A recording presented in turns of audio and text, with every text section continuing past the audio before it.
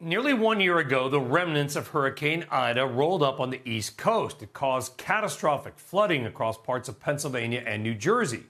It was largely unexpected because general forecasts did not show how much rain would fall and how fast that rain would fall.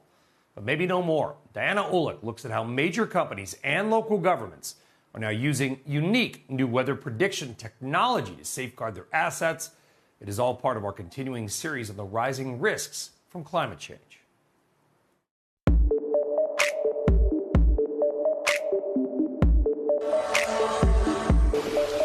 When Tropical Storm Ida blew into New Jersey almost a year ago, the state was woefully unprepared. After all, it wasn't a hurricane, but the deluge was incredible. It rained 4 inches in 1 hour during Hurricane Ida, and we had a total of 6.5 inches of rain in one storm event. The city of Hoboken, just across the Hudson River from Manhattan, is only 2 square miles, but home to more than 62,000 people. It is increasingly prone to flooding, so the city had been putting protections in already. This looks like a pretty garden, but it's actually just a big drain? Yeah. This park sits atop a massive cistern that can hold 200,000 gallons of water and is managed remotely, so water can be held or released when necessary. But to optimize the system, they need to know what's coming. So just after Ida, they started working with Tomorrow.io, a unique weather technology company that goes well beyond just forecasting when it's going to rain.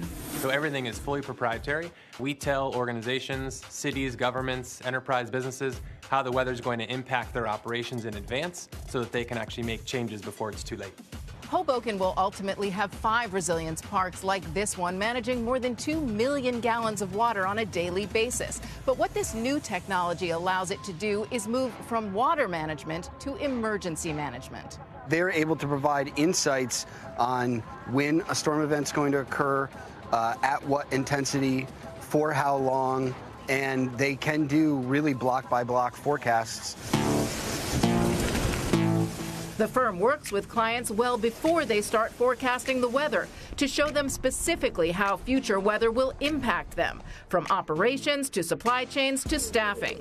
Having such precise data of when, where, and how severe weather will strike a region can ultimately save companies hundreds of thousands of dollars in resources and waste.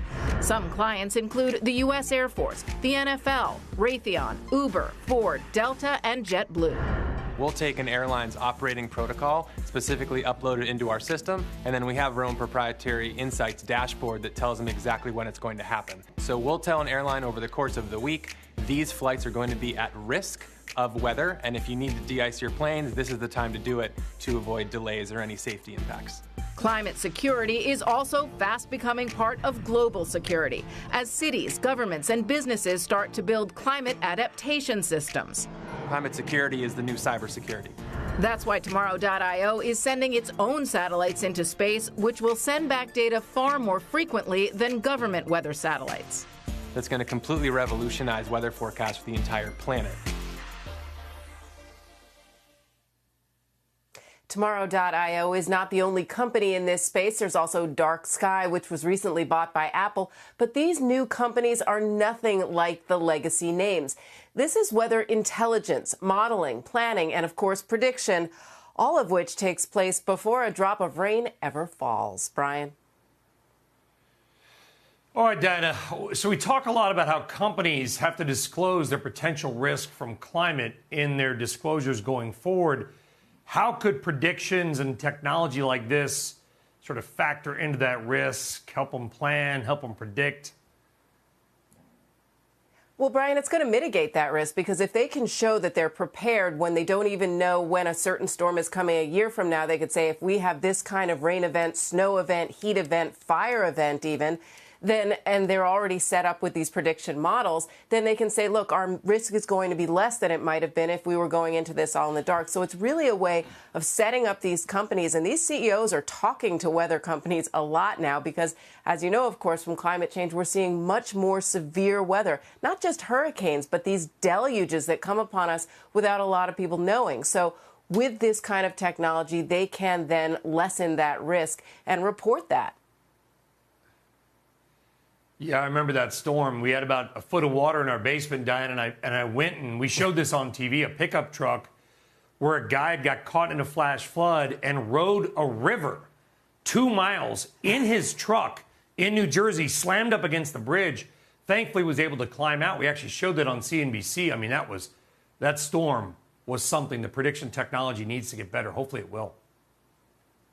Yeah, absolutely. And they're just getting more and more common. And that's why you're seeing more of this technology, once again, moving in where it needs to. But, you know, again, as we see more of these storms, there's so much risk to these corporations, cities, and, of course, to lives.